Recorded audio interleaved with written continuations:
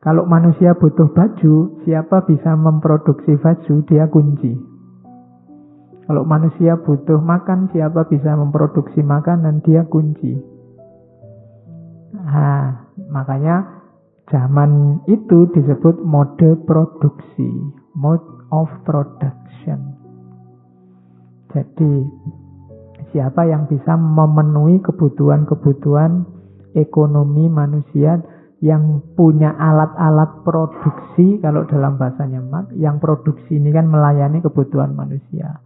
Dan kebetulan yang bisa memproduksi ini tidak semua orang, tapi orang-orang yang punya alat-alat produksi tadi, orang-orang kaya. Maka orang-orang inilah nanti yang kalau dalam bahasa Marx disebut kelompok borjuis, yang menguasai peradabannya manusia, yang dia sebut sebagai peradaban kapital. Nah, oke. Ini tak dongengin lagi, masih 1 jam lagi dongengnya. Nah, mode of production ini ternyata ketika zaman bergeser lagi.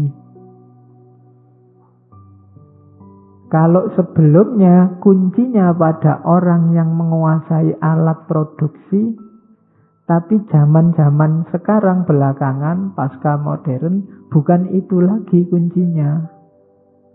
Kenapa? Karena sekarang orang yang menguasai produksi itu banyak, tidak 1-2. Maka sekarang geser. Kalau tidak hati-hati, pemilik modal yang memproduksi sesuatu itu dia bisa hancur, bisa bubar. Ya, nanti di bagian Marxisme boleh didengarkan lagi kenapa kapitalisme itu pasti gagal. Cuma banyak faktornya. Nah, biar dia tidak gagal, dia harus tahu apa keinginannya konsumen. Makanya kalian hari ini kan mendengarkan, ya terserah tuntutan pasar, gimana permintaan pasar. Sekarang fokusnya di konsumennya. Rakyat butuh apa, kita sediakan. Makanya dari mode produksi sekarang ganti mode konsumsi.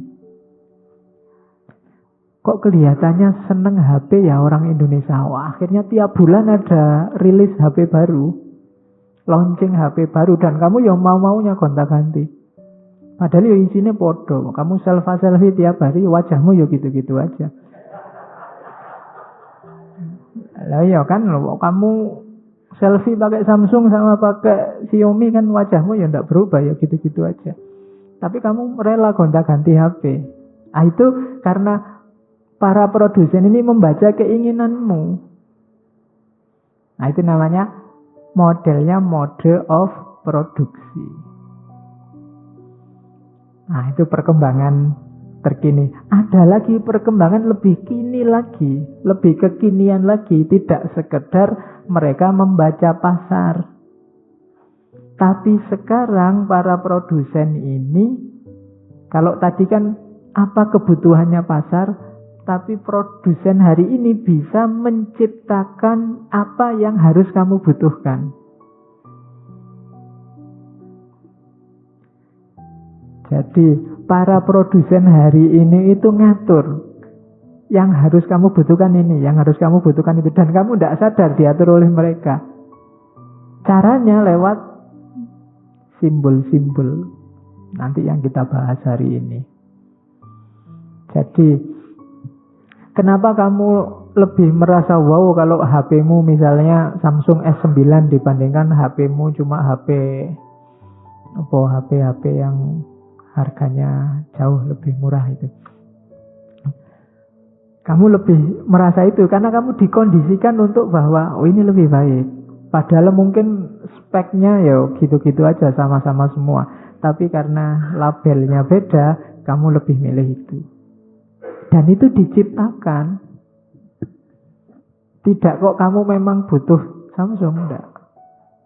Kayak kamu jeans harus mereknya apa dulu. Kalau baju harus merek apa. Kopiah harus merek apa. Laptop itu mereknya apa dulu. Harus Intel apa enggak Intel. Itu diciptakan biar kamu begitu. Yang menciptakan siapa? Para produsen. biar produknya terjual. Kalau tadi kan produsen itu memahami dirimu, terus dia melayani kebutuhanmu. Sekarang tidak begitu. Dia menciptakan kebutuhanmu, terus merayumu biar bisa butuh produknya dia. Nah, itu situasi hari ini. Akhirnya apa? Yang kamu konsumsi bukan yang kamu butuhkan. Tapi lebih dari itu, kamu mengkonsumsi rayuannya para produsen tadi. Yang itu sifatnya hanya simbolik. Jadi dari mode diawali tadi ya, kritik pada agama, terus melahirkan peradaban yang rasional empiris, yang fokusnya hanya pada yang materi-materi. Ketika masuk yang materi ini ke dunia manusia, akhirnya fokusnya pada aspek ekonomi. Aspek ekonomi berarti aspek pemenuhan kebutuhan manusia. Di situ peran produsen penting, para borjuis yang memiliki modal. Tapi kemudian zaman berubah, situasi geser. Para produsen ini tidak boleh cuek lagi dengan konsumen. Dimulailah era mode of consumption, konsumsi. Tapi kemudian mereka juga bermain, tidak sekedar melayani kebutuhan konsumen, tapi juga menciptakan kebutuhan konsumen. Oke. Jadi seolah-olah kamu butuh, padahal mungkin tidak. Kayak saya nulis buku, masjidnya jual buku. Bagi yang ngaji filsafat, belum afdol kalau nggak baca buku ini misalnya. Loh, itu kan merayumu biar beli buku. Padahal mungkin kamu nggak baca itu, ikut ngaji ya paham-paham saja. Tapi setelah dirayu begitu kamu jadi mikir, iya ya, jangan-jangan harus beli buku. Nah itu, jadi kamu mengkonsumsi simbolnya. Padahal entah manfaat atau tidak kamu tidak tahu. Jadi ada geser dari konsumsi manfaat jadi konsumsi simbol. Kalau ketemu temanmu, kamu ikut ngaji filsafat, ikut. Sudah beli bukunya belum? Belum. Oh, nggak serius berarti. Itu konsumsi simbol namanya. Jadi simbolnya bukan manfaatnya. Oke, ya contoh kasaring ngono. Oke ya, jadi konsumsi simbol itu apa kalau hari ini? Yaitu baru kita masuk ke dunia nyata. Kalau tadi dunia sejarah inteleknya manusia. Orientasi konsumsi yang semula tujuannya kebutuhan hidup menjadi gaya hidup. Hari ini itu. Jadi tidak cukup hanya kebutuhanmu terpenuhi, tapi juga harus terpenuhi sesuai tren hari ini. Itu gaya hidup. Jadi harus ada gayanya. Kamu nyari HP yang speknya tinggi, padahal HP-nya paling cuma dipakai buat apa? Itu kan muspro. Gunanya cuma sedikit. Kan ada di kampung itu simbah-simbah itu HP terbaru cuma WA-nya ndak iso, SMS ndak iso, isone nelpon misalnya. Nah itu kan gayanya yang dibeli.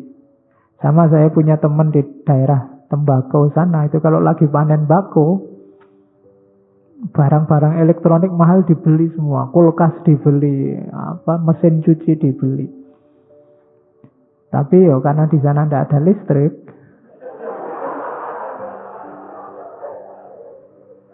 akhirnya kulkasnya buat naruh baju, kulkasnya buat. Jadi bukan apa yang kamu butuhkan, tapi gayanya. Betul. Jadi gaya hidupnya. Nah itu yang terjadi hari ini. Kamu kan kalau beli baju kan tidak cukup, Pak saya beli baju yang penting nutup aurat. Tidak ada sekarang anak beli baju begitu. Tapi pasti nyari gaya, warna yang kamu suka, yang lagi tren, mereknya, dan macam-macam. Ya kalau kamu mungkin tambah harganya. Ya kalau harga itu urusan lain lagi.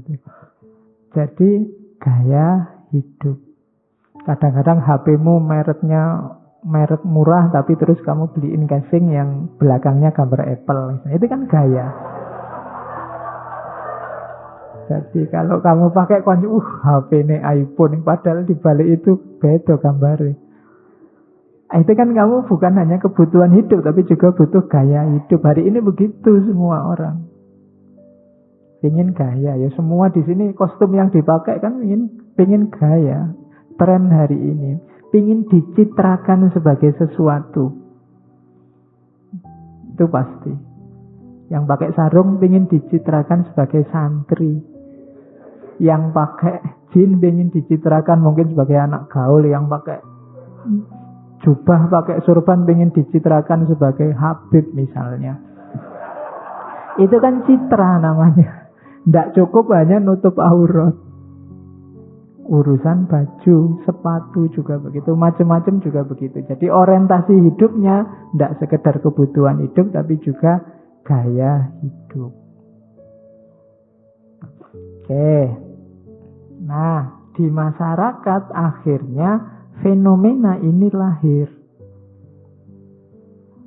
Statusmu di tengah masyarakat ditentukan dengan simbol yang kamu konsumsi. Jadi konsumsi menentukan status sosial. Bagi yang barang-barangnya murah mungkin tidak berani terlalu show di tengah masyarakat, karena kamu merasa, wah saya beli HP yang terbaru tidak bisa, HP ku masih Nokia 3310 zaman dulu misalnya kan. Kamu mesti nelpon delik-delik ditaruh di bawah sini. Yang HP-nya baru dikeluar, dan yang HP-nya terbaru merasa kastanya lebih tinggi. Ada yang kasta Samsung sama kasta apa gitu. Ya, tengah masyarakat begitu. Gaya hidup. Jadi lahir kelas-kelas sosial tergantung konsumsinya. Konsumsi termasuk gaya ngomongnya. Itu kan kelihatan. Klaster yang sini akhi ukhti, yang sini ngomong. Ini kan gitu, ada klaster-klasternya. Sini ngomongnya bro, kono ngomongnya cak-cuk, sini ngomong. Lah iya kan? Loh, itu kan kalian konsumsi dari media, kalian konsumsi dari mana-mana, menentukan simbolmu, status sosialmu. Jadi kamu terklaster-klaster, terkotak-kotak di situ. Jadi konsumsi menentukan statusmu. Oke, jadi dan ini kontrolnya ya kontrol tren, kontrol masyarakat secara umum. Pasti tidak reflektif. Ini yang kalau dalam bahasa filsafat disebut logika kerumunan. Kamu juga tidak tahu kenapa kok HP merek ini dianggap lebih unggulan dibandingkan merek yang lain. Kenapa kok pakai sarung dianggap santri? Kenapa kalau pakai jubah dianggap, dan seterusnya. Jadi itu kenapa logika kerumunan. Orang yang masuk ke situ refleksinya tidak dipakai. Pokoknya yang lain begitu juga begitu. Kalau tidak ikut itu tidak jalan. Itu efeknya tadi, konsumsi simbol. Dari situ secara mental, kalau tadi kan secara sosial lahir status-status, secara individual lahir distingsi. Di tengah masyarakat antar individu ada jarak sekarang. Kalau ada temenmu dari anak biasa-biasa saja tiba-tiba misalnya dapat lotre, sekarang barangnya mewah semua, kamu kan merasa, wah ini bukan kita lagi sudah. Jadi ada jarak sosial, yang dikonsumsi sudah beda. Jadi kalau Descartes bilang aku berpikir maka aku ada, berarti eksistensinya tergantung pikirannya. Sekarang diganti, eksistensimu tergantung apa yang kamu konsumsi. Apa yang kamu konsumsi, disitulah kamu eksis sebagai apa. Dan itu yang kamu tidak mau begitu, tapi masyarakat menilaimu begitu. Anak itu loh pakai sarung terus, pakai kopiah terus, soleh sekali. Loh, mau ndak? Kamu ndak mau dianggap gitu? Ndak, Bapak saya pakai sarung ini bukan karena soleh apa ya, suka aja ISIS Pak misalnya. Karena biar penghuninya bebas bergerak misalnya. Tapi ndak. Tapi orang melihatmu pakai sarung itu kesannya santri. Gitu loh. Kamu ndak, itu bukan dari kamu, bukan dari kamu, tapi dari masyarakat. Sehingga tadi status, jarak sosial itu muncul sebagai logika kerumunan, logikanya orang banyak. Jadi status sosialnya berkelas-kelas sesuai yang dikonsumsi, dalam prakteknya terus orang menarik demarkasi dengan yang lain berdasarkan yang mereka konsumsi. Yang kelasnya motor tahun 80-an, 70-an tidak level sama yang kelasnya motor-motor tahun 2018 misalnya. Pitung malu dia kalau jejer sama NMAX apa jejer sama.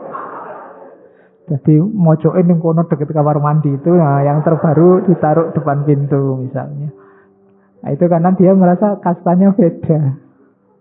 Di tengah masyarakat juga begitu. Yang bawa serban, bawa jubah, bawa itu kalau ke masjid duduknya paling depan. Kamu tidak berani dekat-dekat. Karena kamu merasa agak preman, agak gendul, gue ngeri dewe mesti. Nah, Jumatan cuma pakai celana jin, agak sobek-sobek, duduk di belakang. Sementara yang kan selalu begitu. Kamu kan nggak berani, wah meskipun saya pakai jin agak sobek-sobek, tapi kan nutup aurat, duduk paling depan kan boleh. Kamu kan nggak begitu. Kamu mengambil demarkasi sendiri. Levelku itu di belakang. Itu distingsi dan status. Yang dasarnya adalah konsumsi simbol. Itu kan simbolnya yang dikonsumsi. Apakah kamu pakai sarung, pakai celana, pakai jubah? Kalau manfaatnya kan nutup aurat, mencegah biar tidak dingin, yang sejenis itu manfaatnya. Tapi bedanya jauh, ya sama-sama jilbab, mungkin jilbabnya muslim sama jilbabnya apa yang di Kristen itu juga pakai jilbab, Yahudi pakai jilbab, dan podo jilbab, tapi kamu memaknainya kan jauh. Jadi yang dikonsumsi bukan sekedar tutup kepalanya, tapi simbol apa itu.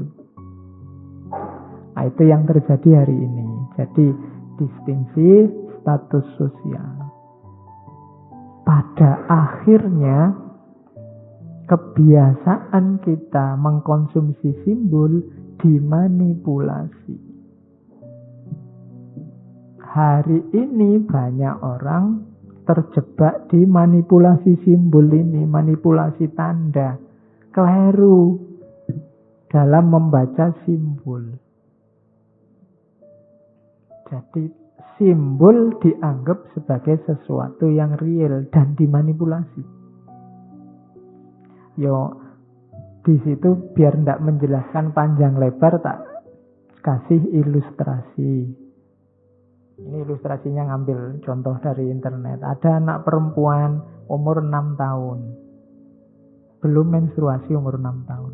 Minta dibeliin pembalut. Alasannya apa? Pingin bisa naik kuda.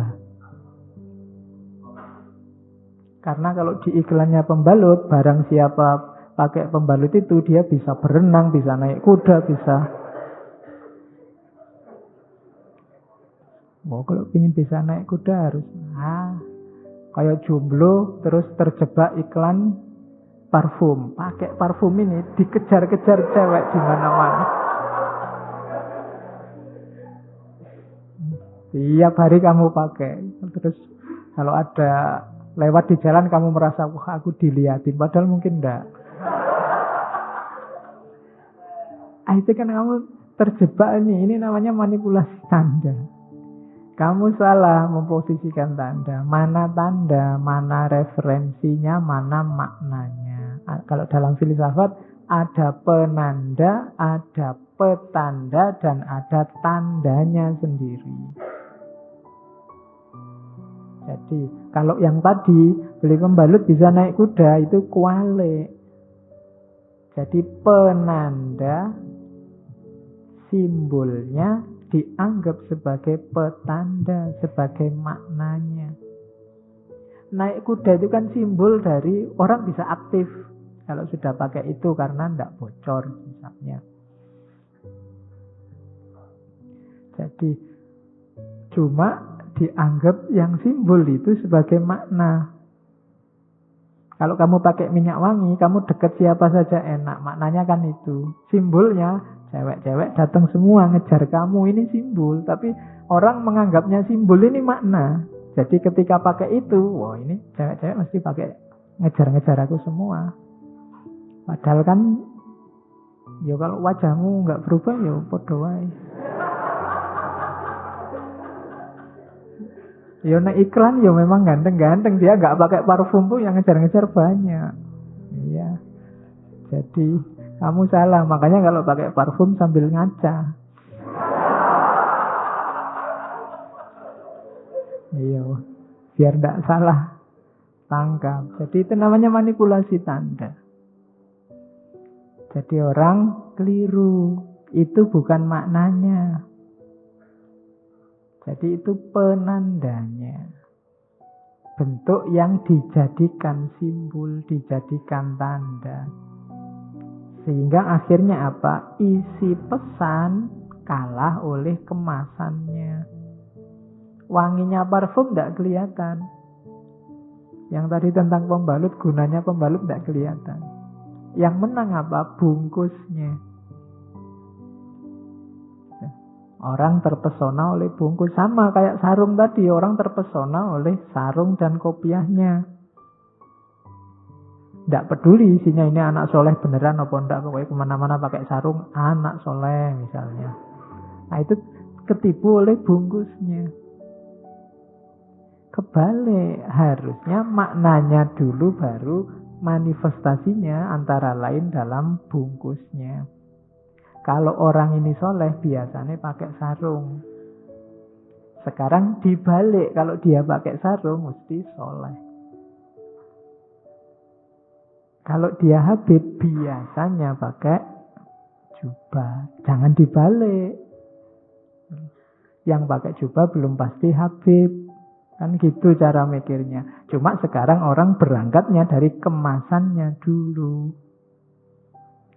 Oke, itu namanya orang termanipulasi oleh tanda. Itu yang sekarang banyak terjadi. Efek dari karena orang mengkonsumsi simbol, lama-lama maknanya hilang. Yang tinggal hanya simbolnya.